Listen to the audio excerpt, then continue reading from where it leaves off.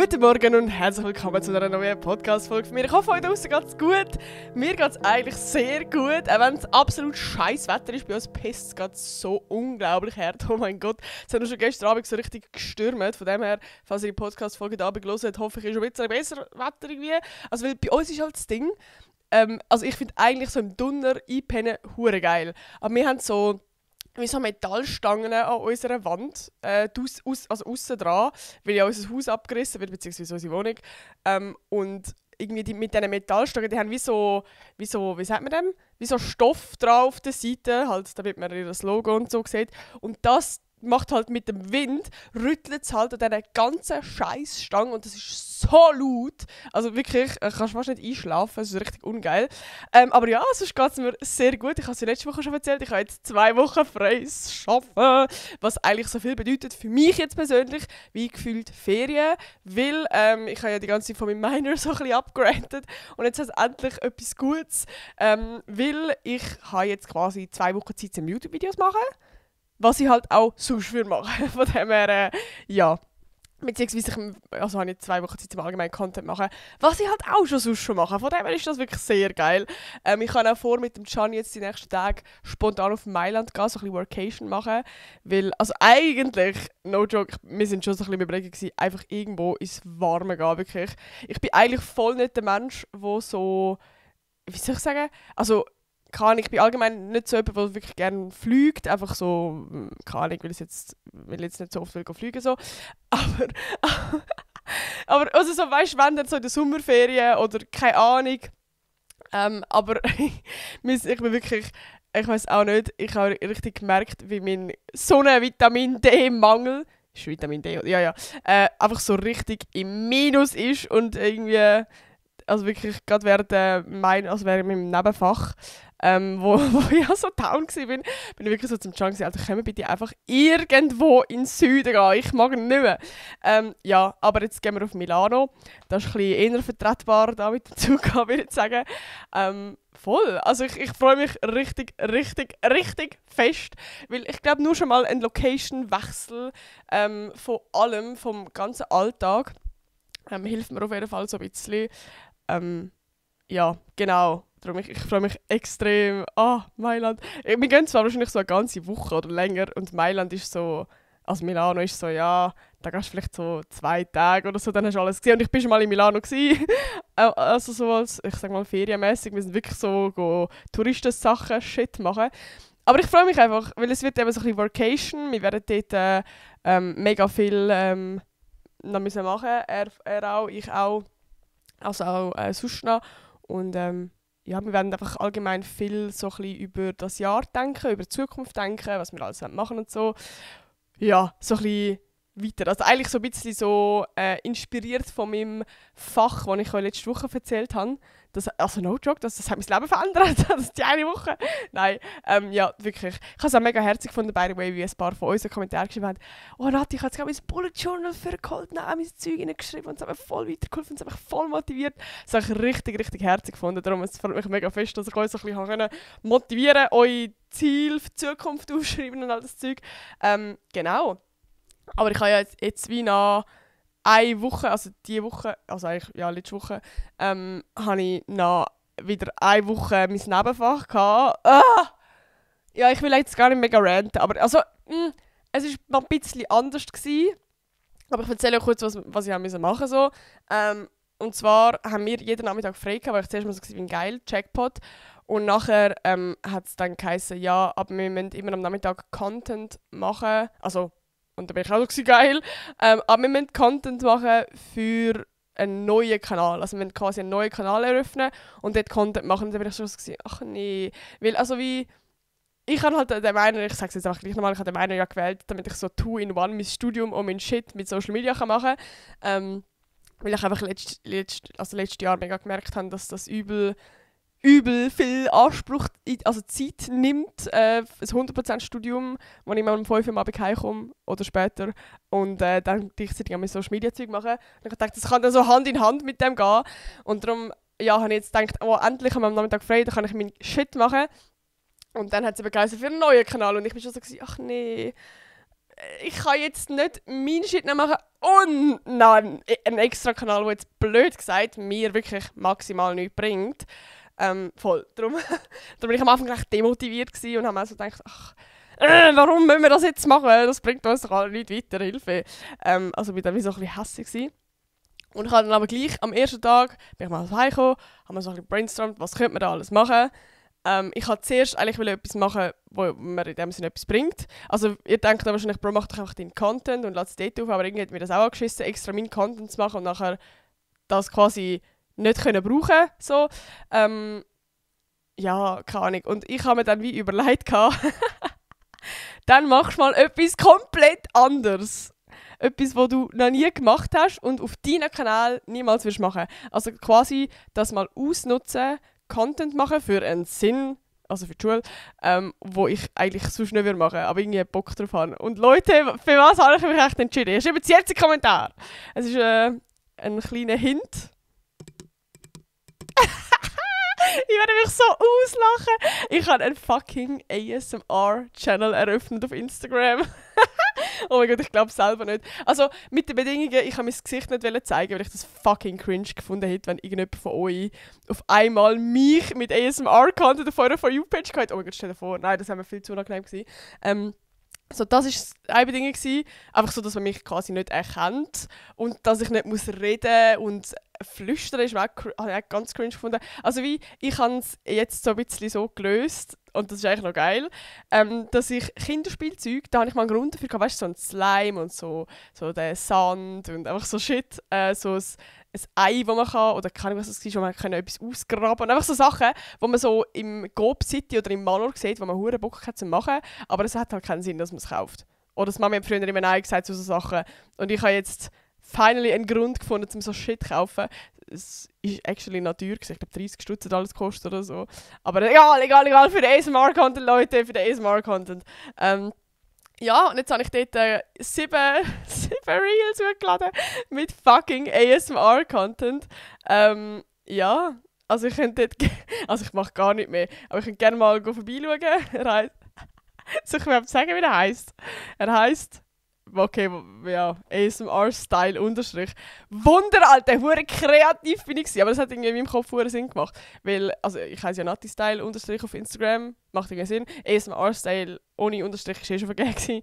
Und es ist ja auch ein ASMR-Style. Also eigentlich Style passt ja überall her. Von dem her, ja, gerne go support. Es bringt eh nichts mehr, weil es ist jetzt wirklich quasi vorbei. Also ich habe meinen Vortrag und alles schon müssen haben. Aber ich habe gedacht, ich will das nicht vorenthalten, der krasse ASMR-Content von mir. Ja, es war easy lustig gewesen. Also ich muss sagen, im Nachhinein, ich bin am Anfang so ein bisschen hässlich gewesen. Ja, also ich bin schon ein bisschen ranzig gewesen. Ich habe mit meiner Lehrerin diskutiert, weil ich so gefunden habe, wieso jetzt? Das bringt doch nicht. Nein, keine Ahnung. Also nicht so fest, aber einfach so ein bisschen... Ja, ich habe halt so Fragen gestellt und man hat mir schon ein bisschen angemerkt, dass ich keinen Bock drauf habe, sagen wir es so. Aber ja, am Schluss muss ich sagen, so klar, in dem Sinne hat es mir jetzt nicht wirklich etwas gebracht, im Sinne von, dass ich meinen Content machen kann. Ich habe meinen Content ja gleich nebenbei auch noch gemacht. Aber auf der anderen Seite habe ich dafür so ein bisschen gelernt, ja okay, vielleicht nicht immer ganz so negativ sein, sondern auch mal offen sein. Weil, also no joke, ich habe immer so das Gefühl gehabt, Bro, ASMR-Content ist ja das Einfachste auf dieser Welt. Also es ist logisch viel weniger anstrengend als jetzt, ich sag mal, mein Content, den ich sonst mache. Aber ich habe es gleich noch relativ unterschätzt. Also ich habe zuerst mal ein halbes Jahrhundert gebraucht, um die ganze Location aufzustellen mit Lichter und dass es nicht reflektiert auf dem Shit, dass der Ton gut ist und so. Und wie ich mein Handy platziere, weil ich habe nicht ein Stativ, das man quasi von oben runter filmen kann. Das heisst, ich habe irgendetwas mit unseren Koffer zusammengebastelt. Mein scheiß Handy ist nach dem Boden runtergefallen und es hat jetzt einfach einen Sprung auf der Frontkamera. Das schießt mir eigentlich am meisten an. Vor allem, weil also zum einen, wenn ich mit der Frontkamera filme, dann sieht man es so ein bisschen, weil es verschwommen ist. Aber was mich am meisten anschießt, ist, dass mein Gesichtserkennung nicht mehr geht. Wenn ich auf Twint bin, spontan am Zahlen, ich muss jetzt überall meinen Code wissen und ich weiß es doch nicht mehr, Alter. Das ist wirklich richtig scheiße. Darum, ich weiss eben auch gar nicht, ob es Panzerfolie ist oder ob es wirklich mein Handy ist. Und ich beten, dass einfach, wenn ich die Panzerfolie mal abziehe und wechsle, dass mein Handy noch ganz ist. Weil so Frontkamera ist wirklich scheiße. Weißt du, mach überall, es ist mir wirklich egal, aber so Frontkamera brauche ich so oft. Ja, das ist wirklich scheiße. Aber ja, es war auf jeden Fall eine lustige Erfahrung mit dem ASMR-Ding. Oh Mann, schreibt unbedingt mal in die Kommentare, wenn ihr das abgecheckt habt.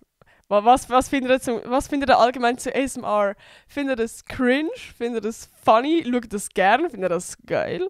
Weil bei mir ist so, ich bin so zwiegespalten. Ich bin eigentlich genau der Hater gsi, der ASMR immer scheiße gefunden hat. Ich habe mal mit dem Adi ganz früher auf seinem YouTube-Kanal haben so ein ASMR-Video gemacht, wo ich quasi 3 Gegenstände muss mitnehmen und er. Und wir haben so ein Battle gemacht. Und ich habe das so unangenehm gefunden. Also wir haben so ein bisschen Joking gemacht, so, er hat einen fucking Big Mac gefressen, so.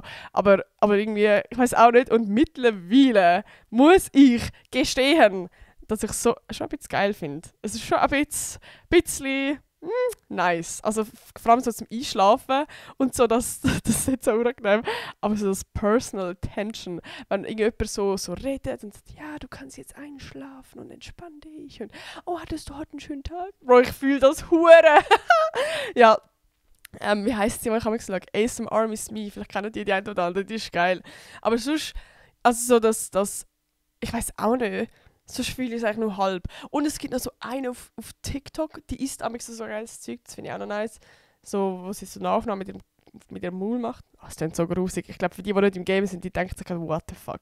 Aber ja, das so viel zum Thema ASMR. Ich würde gerne mal eure Meinung zum Thema ASMR in die Kommentare schreiben. Ich glaube, da sind wirklich Meinungen sehr, sehr gespalten. Aber wir können auch sonst gerade mal weiter sliden zum Kommentar vor der Woche. Okay, nein, nicht Kommentar vor der Woche, aber der Kommentar, den ich ausgesucht habe, weil ich dachte, das passt gerade. Und zwar von der lieben Carla. Ich grüße dich ganz herzlich. Und zwar hat sie geschrieben, hey Nati, ich liebe deinen Podcast. Am Donnerstag habe ich ihn zum Einschlafen gehört und der nächste Tag ist mega gut geworden. Yeah! Oh, das freut mich. Meine Frage. Bist du schon mal an der Luzerner oder Basler Fasnacht gewesen? Wäre mega, wenn du mich grüßen könntest, GLG. Leute, ich muss euch etwas beichten. Ich bin noch nie an einer Fasnacht gewesen. Ich weiss, es ist ein bisschen peinlich. Also vielleicht als Kind, aber ich bin noch nie... Also in Zürich gibt es das nicht. Oder ich weiss es einfach nicht. Aber ich weiss nicht, was ich dort machen muss. Ich habe Angst vor diesen Kostümen. Ich bin überfordert. Ich habe keine Ahnung, wie Fasnacht funktioniert. Ich glaube, das ist wirklich voll das allgemeine Schweizer Ding. Aber in Zürich ist das irgendwie nicht so das Ding. Oder ich habe es einfach komplett verpasst. Und ich will das eigentlich mega gern. Also ich kann gar nicht reden. Ich will es mega gern mal erleben. Eben so Basel oder so. Das ist halt voll das Ding. Aber ich bräuchte so einen Leader. Ich glaube, ich bräuchte so jemanden, der mit mir mitkommt und zeigt, wie das geht. Weil alleine dort hergehen, ich würde sterben. Ich habe nur schon gehört, dass wenn du zum Beispiel nicht ohne Kostüm kommst, dass dann voller Konfetti, keine Ahnung was, geschlagen wird und alles. Ich habe Angst. Darum, vielleicht wird die Experience mal gemacht. Aber ich weiß es nicht. Und ich weiss ja gar nicht, ob ich so ein scheiß Kostüm herholen soll. Ich kann ja wahrscheinlich nicht das Pippi Langstrumpf dort hergehen, sondern ich müsste so ein crazy Kostüm haben, wo ich keine Lust habe, weil das wahrscheinlich verdammt teuer wäre. Und ich habe nicht mal Lust zum Mieten. Ich kenne niemanden, der so etwas hat. Von dem her, ich wäre überfordert. Aber ja, vielleicht gibt es irgendwann mal einen Fasnacht-Abstecher. Wir werden sehen. Lohnt sich das? Könnt ihr in die Kommentare schreiben. Findet ihr Fasnacht geil? Ist das etwas, wo ich absolut verpasst habe im Leben? Müsste ich das noch machen? Ja. Ja, wir kommen jetzt noch zum lustigsten von der Woche, Leute. Es ist eigentlich nicht mal so lustig. Es ist fucking crazy. Ich weiss auch nicht, ob das irgendein Mensch uns glauben kann. Wir haben es alle auch nicht geglaubt. Aber kurze Backstory. Mein Grossvater ist vor 3 Jahren. Oh mein Gott, schon 3 Jahre. Bro, wenn jemand stirbt, das geht für mich so schnell. Mein Grossvater ist für mich vor einem halben Jahr gestorben, aber schon 3 Jahre. Im Juni 2022. Und ja... wir haben dort das ganze Haus ausgeräumt und so, weil meine Großmutter schon vorher gestorben ist. Und sie hatten auch noch eine Katze gehabt, den Moritz. Und der ist dann zu meiner Tante und meiner Cousine quasi abgegeben worden. Oder sie hat bei ihnen gelebt, weil sie noch andere Katzen und so und auch noch Hunde und so. Also sie wohnen ein bisschen mehr auf dem Land und so. Also bei ihnen hat es wie gepasst. Sie waren auch schon ein bisschen Tierfamily und wir waren halt mehr so ein bisschen mit den Hasen gewesen. Und wir haben gerade an der Straße gewohnt bei uns mit einer Family. Auf jeden Fall, sie haben die Katze übernommen, den Moritz. Und irgendwann ist der einfach nicht mehr heimgekommen. Der ist nicht mehr heimgekommen, sie haben gesucht nach ihm, es ist wie, der ist einfach weg gewesen. Und das war mega sad gewesen, irgendwie. Also ich persönlich habe es auch mega traurig gefunden und also ich glaube auch meine Mom und so, wir haben immer wieder mal ein bisschen an ihn gedacht, so, was ist echt jetzt mit dem? So, weil er kann ja nicht vom Erdboden verschluckt sein. Also wir sind einfach davon ausgegangen, okay, ja, entweder hat ihn irgendeine andere Family aufgenommen oder er ist halt wirklich einfach gestorben oder whatever, ich weiß es nicht. Aber es war schon ein bisschen sad gewesen, weil ich bin mit dieser Katze also keine aufgewachsen. Ich glaube, ich bin so 14 oder so, was ihn bekommen. Ich weiß gar nicht mehr. Aber egal, es war wie so ein bisschen sad gewesen.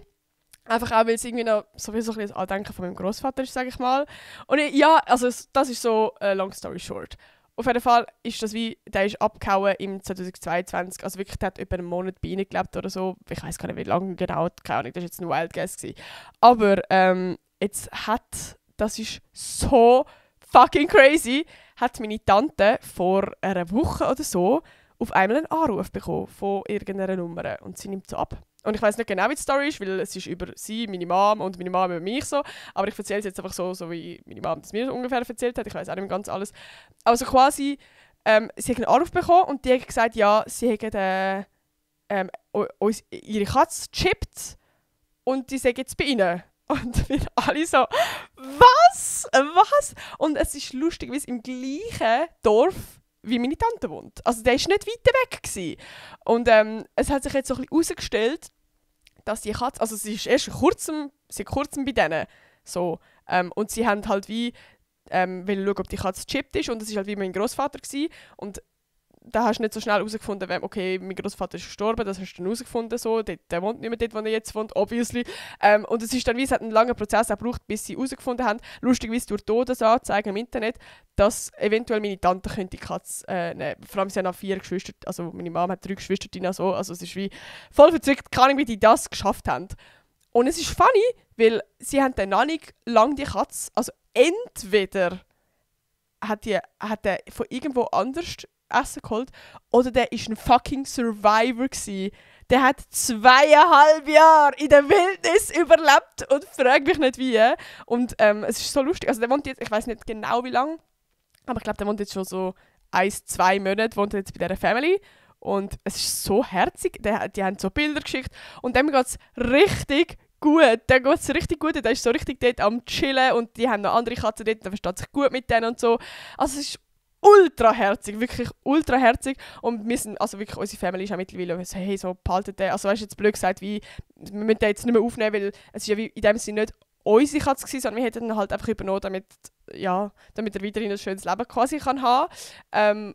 Aber dass er jetzt quasi wie eine Family gefunden hat, wo er sich wohlfühlt, dann wollen wir ihn jetzt wie auch nicht wieder trennen. Also wie, Schluss am Ende würde ich sagen, es ist voll das Happy End irgendwie, weil wir alle denken, er ist irgendwie tot, wir sehen ihn nicht mehr, jetzt wissen wir, er ist an einem schönen Platz und das ist so etwas viel Schöneres, als wenn wir es nicht gewusst hätten und irgendwie, keine Ahnung, das war so eine lustige Story irgendwie gewesen. Also lustig eben.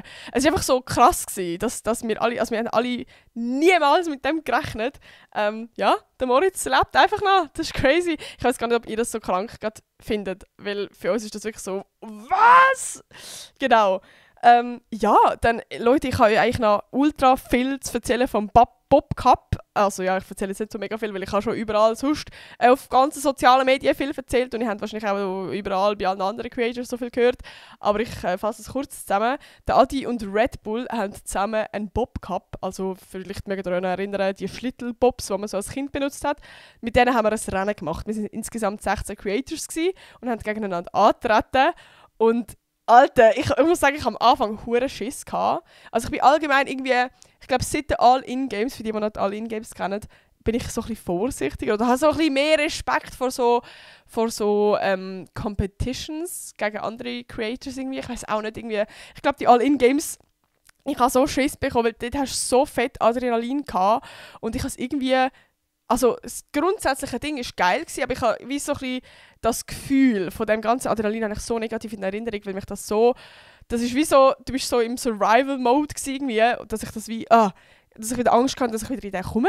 Das ist richtig schlimm, aber ja, wirklich, ich habe wirklich so ein bisschen, ja, Angst gehabt, ich habe wirklich Schiss gehabt vor dem Bob Cup, auch weil ich jetzt, weißt, also wenn du weißt, du bist gut in allem, dann ist, ich glaube, easy nice. Und ich bin wirklich einer der Menschen, bei mir ist immer das Ziel, ich will einfach nicht die Schlechteste sein, weil ich allgemein, ich weiß auch nicht, vielleicht ist es auch ein Mindset-Ding, aber ich habe das Gefühl, ich bin überall immer so ein bisschen die Schlechteste. Und wenn es halt so ein Bob-Rennen gibt gegen andere Typen, gar nicht gegen so einen Adi oder einen Maelo oder weiss doch nicht, das ist für mich ganz klar, dass ich schlechter bin als die, wenn ich die noch nie gesehen habe, Bob fahren. Bob-Rennen. Ja, genau. Darum habe ich wirklich zuerst mal hure Schiss gehabt. Aber jetzt im Nachhinein, Leute, es hat so Spass gemacht. Und ich bin so stolz auf mich selber, dass ich das so enjoyen konnte. Also ich habe wirklich im Moment leben. Wir haben insgesamt 3 Runden gemacht. Zuerst Einzelfahrt und Zeit gemessen. Dann das zweite gegeneinander. Dort musste ich gegen den Moelo. Und das dritte ist quasi, ich bin dann bei den 8 Schlechtesten gewesen. Ganz knapp, Alter, ganz knapp. Ich war 9. zuerst gewesen. Also ich bin quasi zuerst die Beste von den Schlechtesten gewesen. Und dann haben wir quasi die schlechtesten 8 gegeneinander antreten. Dann bin ich insgesamt 10. geworden von 16. Was okay ist, okay. Also ich bin echt surprised gewesen. Ich bin echt überrascht. Sorry, ich brauche gerade voll viele englische Wörter. Ich bin echt überrascht gewesen, wie viel besser ich war, als ich gedacht habe. Ja, und ich bin stolz auf mich. Und ich bin wirklich vor allem stolz auf mich, wie fest ich im Moment leben konnte, wie fest ich das auch geniessen konnte. Und so mir immer die ganze Zeit gesagt habe, hey, es ist auch scheißegal, wenn du mal Schlechteste bist. Also wirklich, es juckt absolut nicht. Es ist viel wichtiger, das habe ich mir irgendwie mega bei den All-In-Games nicht gehabt, dass ich so kann einfach geniessen und das cool finden und kann chillen und im Moment leben.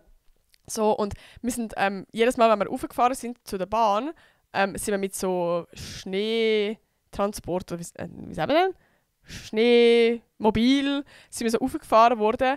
Und ich weiss auch nicht immer auf diesem Schneemobil, weil du hockst halt alleine drauf, mit dem Dude, der vorne fährt, habe ich so hart im Moment geglaubt. Also wirklich, du fährst halt auf, du siehst die ganze Kulisse auf der Seite, rufen so Leute deinen Namen. Das war so herzig. Oh mein Gott, ich kann nicht mehr können. Also Nati. Oh mein Gott, das war so fucking cute, Alter. Ich habe mich gefühlt wie ein Star, als ich dort aufgefahren bin. Nein, und eben, dann siehst du die Kulisse und unten siehst du, so, wenn du da oben bist, siehst du so alle Leute, die dort vorne vor dem Ziel am Stehen sind und am Zuschauen sind. Und ich bin einfach so, oh mein Gott, wie krass, dass ich einfach da mitmachen darf. Also ich habe so fest im Moment leben und das so fest geniessen, dass ich gar nicht mehr so mega im Dings war, von oh mein Gott, ich muss jetzt gut sein und es ist peinlich und weiss auch nicht. Also wirklich, ich habe es richtig geniessen. Und ich muss sagen, allgemein, ich habe mega gemerkt an dem Wochenende, wenn ich nicht overthinke. Also gerade am ersten Abend, wir haben am Abend vorher schon, also wir haben wie 2 Tage im Hotel übernachtet, quasi einen Abend vor und einen nachher. Und einen Abend vor, am Freitag, ich weiss auch nicht, ich habe so einen coolen Abend gefunden. Wir sind nur so gut zu Nacht essen und sind vorher noch kurz in eine Bar gegangen und so ein bisschen aperitivmäßig. Und ich habe wie gemerkt, ich kann voll offen sein. Und ich habe zum Beispiel Paula kennengelernt und ich habe es mit Hannah wieder gesehen und einfach all das so. Und ich habe auch mega viele neue Leute kennengelernt. Und sonst bin ich ja so ein Mensch, ich erzähle euch ja immer, dass ich so das Overthinking habe. Ich fühle mich ausgeschlossen und ich will nicht zu viel von mir erzählen und ich will mich nicht in den Mittelpunkt drängen und ich weiss doch auch nicht, ich bin dann eigentlich immer so, ich habe das Gefühl, bei neuen Gruppen wirklich relativ introvertiert. Habe ich das Gefühl, oder fühlt sich mindestens für mich so ein bisschen an. Und ich muss sagen, am Freitag, ich konnte so fest entspannen. Ich konnte auch so offen sein zu fremden Leuten. Also ich konnte einfach auch Leute, die ich lange nicht mehr gesehen habe, einfach sagen, hey, wie geht's? So cool, dich zu sehen. Und das habe ich sonst verdammt nicht. Also ich könnte nicht mal mit einem Keller reden, weil ich so fetten Stock im Arsch habe. Und ich kann nicht mega entspannt mit denen reden und so. Oder wirklich, also nicht mal so, ich habe das nicht mal so aktiv mir vorgenommen, sondern es war wie einfach gewesen. Es ist wie, als hätte ich einen Schalter umgelegt. Und ich bin auch nachher am Abend, als ich mit Can im Hotel war, bin ich auch so gesagt, oh mein Gott, hast du heute Abend gemerkt, wie entspannt wir können sind? Er so, ja, mega, du bist mega cool gewesen, mega locker. Ich so, ja, ich wäre am liebsten immer so. Und irgendwie, durch das, dass ich jetzt das mal einmal erlebt habe, wie das ist, ganz blöd gesagt, hoffe ich, dass ich das so ein bisschen mitnehmen konnte, dass ich weiss nicht warum, dass ich dort so entspannt sein konnte, weil ich habe jetzt blöd gesagt auch keinen Alkohol getrunken oder ganz am Schluss mal ein Mini-Gläschen Wein, aber ich meine, das war nicht der Point gewesen. Und irgendwie, ich weiss auch nicht, ich hoffe, dass ich das für mich so ein bisschen mitnehmen kann, dass ich so entspannt sein und mit Leuten reden und mit Fremden reden und weiss doch auch nicht, weil eigentlich rational gesehen, wieso haben wir Angst vor dem? Also wieso ist das keine Ahnung, ich kann so Sachen voll nicht.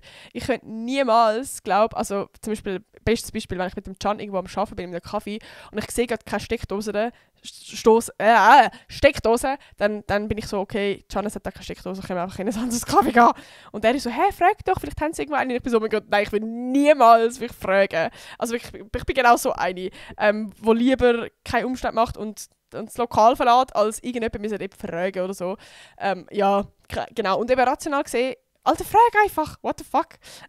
Genau, darum, das nehme ich mir so ein bisschen vor, das mitzunehmen. Genau, aber das habe ich auch gar nicht erzählt, was auch noch passiert ist beim Bob Cup.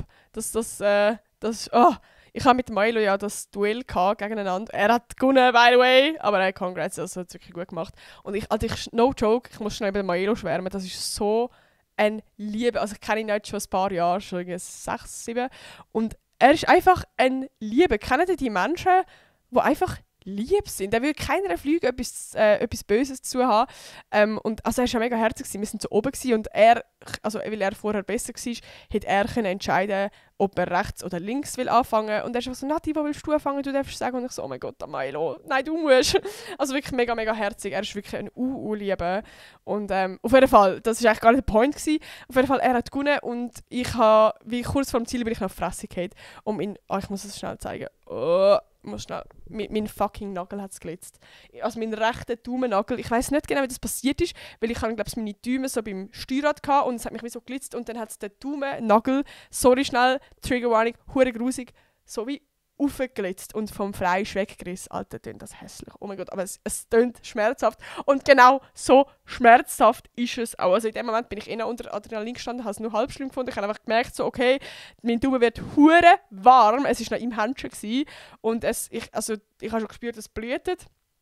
Ja, und also wirklich, je mehr das Adrenalin weggegangen ist. Aber ja, vor allem nachher bin ich nochmal gefahren. Dann bin ich einfach mit einem Händchen gefahren, weil ich nicht mehr in den Händchen reinsteigen konnte. Ich weiss auch nicht, wie ich das geschafft habe, halt irgendwie unter dem Adrenalin oder so.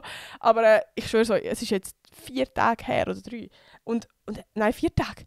Und es tut so fucking weh immer noch. Also ich weiss auch nicht, wie heilt das? Wie sollte das heilen? Was sollte ich da machen? Gibt es einen Arzt, der mir zulässt? Weil ich will eigentlich nicht zum Arzt gehen. Weil mein ganzer Finger ist so ein bisschen geschwollen.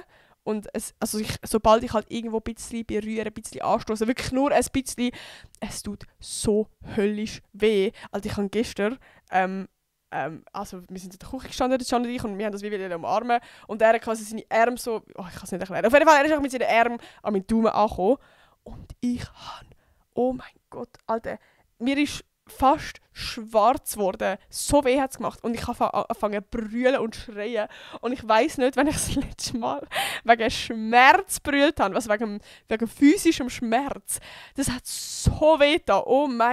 Oh mein Gott, und der Can ist so überfordert. Er ist einfach da gestanden und so, oh mein Gott, was muss ich jetzt machen? Weil er hat mich umarmen und ich habe so gesagt, ich kann gerade nicht. Ich bin einfach so am Hin und Her laufen und meinen Daumen am Heben. Oh mein Gott, das hat so weh getan. Und ich weiss auch gar nicht, ich muss jetzt einfach wahrscheinlich warten, bis das heilt. Nein, aber wirklich, es sieht auch mega hässlich aus. Also oben drauf von meinem Daumen siehst du nichts. Es ist jetzt nicht irgendwie eingerissen, aber halt unten drauf von meinem Daumen. Ja, ich zeige es euch jetzt nicht, aber ja, das ist wirklich, das ist glaube ich das Dümmste vom ganzen Wochenende. Aber sonst war es ein richtig, richtig geiles Wochenende. Also wirklich nochmal danke vielmals an Adi und an Red Bull, dass ich da dabei sein durfte. Ich habe es wirklich, ich habe es so hart enjoyed und ich kann ja allgemein euch schon sagen, also schon letzte Woche gesagt, wie dankbar ich gerade momentan bin. Also wirklich, ich bin so dankbar für alles, was ich gerade erleben kann. Ich kann irgendwie so im Moment leben, ich kann so Sachen so fest enjoyen. Ja, also wirklich, es ist ja so herzig gesehen, wie Leute dort so nachher noch Bilder mit mir gemacht haben und so natürlich. Also, oh mein Gott, nein, es ist wirklich so unglaublich herzig. Ich kann wirklich nicht mehr, also wirklich, ich freue mich so fest, wenn ich euch treffen kann und ich weiß es auch nicht. Ja. Jetzt werde ich gerade wieder emotional, Leute, hört auf mit dem Scheiß, Mann. Ja, aber genau, das war so ein bisschen das gewesen. Das war das Wochenende, das war mega cool gewesen. Sonst, was lustig ist, ich bin heimgekommen und es ist jetzt gerade, ich nehme es am Mittwoch auf, mal ein bisschen später. Aber seit Montag jetzt merke ich wieder, ich bin verdammt gestresst. Es kann auch daran liegen, dass ich meine Tage habe. Too much information, aber ich erzähle es jetzt gleich, weil mein Podcast ist ein Safe Space. Ich habe gerade meine Tage und ich habe ja Spirale und wahrscheinlich meine Tage nicht. Also beziehungsweise nicht.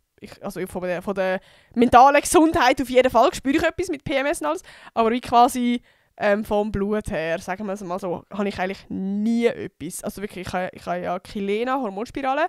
Und ich habe ja schon vorher nicht so stark meine Tage gehabt, bevor ich sie hatte.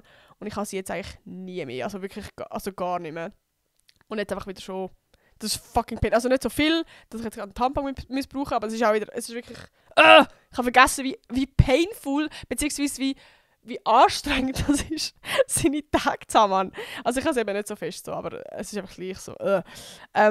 Genau, so viel zu too much information und darum bin ich allgemein irgendwie, als ich heimgekommen bin, vom Montag bis jetzt wieder so hart gestresst und überfordert gewesen. Einfach weil ich, also ja, du kommst halt heim, musst wieder mega viele Sachen machen und alles Zeug. Auch wenn ich natürlich jetzt mega blessed bin, dass ich keine Schule habe, also ich glaube, sonst würde ich durchdrehen gerade. Aber ja, also ich habe es auch wieder so gemerkt, ich bin mit dem Can in Starbucks gegangen, weil wir arbeiten wollten. Und ich bin so überfordert gewesen. Ich merke das vor allem, dass ich irgendwie, es fällt mir immer mehr auf, dass ich wie so Reizüberflutungen habe. Also wenn ich irgendwo, das beste Beispiel, wenn ich in einem Laden stehe und ich höre viel, also das ist das Kassenpiepen, viele Leute reden, dann ist noch irgendeine Anzeige oder Musik im Hintergrund. Dann habe ich heiß und der Can will etwas von mir und ich bin mit meinen Gedanken noch jetzt anders und ich weiss im Hintergrund, im Hinterkopf, ich muss noch irgendetwas erledigen und bin im Stress. Alter, mir brennt alle Sicherungen durch. Ich habe das mega oft, dass ich wie so reizüberflutet bin.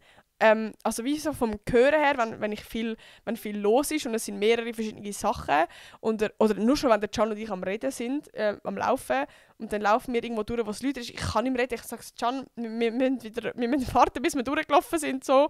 Oder irgendwie so, ich merke voll, dass ich das übel habe. Und dass mich das dann mega, mega stresst. Und wir sind auch in dem Starbucks gehockt und ich habe wieder heiß gehabt. Wir sind nahe bei den Boxen gehockt. Ich hätte noch etwas machen. Wir wollten noch Ferien planen. Also wirklich, ich bin wieder so hart überfordert gewesen. Dann hat der Can gesagt, er hat noch Hunger, will essen. Ich habe keinen Hunger gehabt. Ich so, oh mein Gott, wenn wir jetzt noch essen, das nimmt mir noch so viel Zeit und ich muss ein TikTok schneiden, das heute genug früh muss online kommen. Einfach all das. Also wirklich, ich bin wieder so hart gestresst gewesen. Und ich merke in letzter Zeit, ich habe so einen Trick für das. Also falls ihr auch so Situationen habt, Leute, nehmt das zu Herzen. Ich habe das schon mal irgendwann gesagt und es hat sogar einen fucking Zeitungsartikel darüber gegeben. Aber ChatGPT ist euer best friend. Ich kann euch mal ein Beispiel eben von dem, was ich jetzt erzählt habe, sagen. Ich habe ihm geschrieben, weil ist jetzt gerade voll persönlich, aber egal. Ich habe geschrieben, also ich habe es auf Hochdeutsch geschrieben, obviously. Ich bin gerade gestresst. Ich weiß jetzt gerade voll nicht, ob ich das in dem Hochdeutsch vorlesen oder in dem Schweizer Hochdeutsch. Hilfe! Aber ich mache es in dem Schweizer Hochdeutsch, sonst glaube ich es cringe.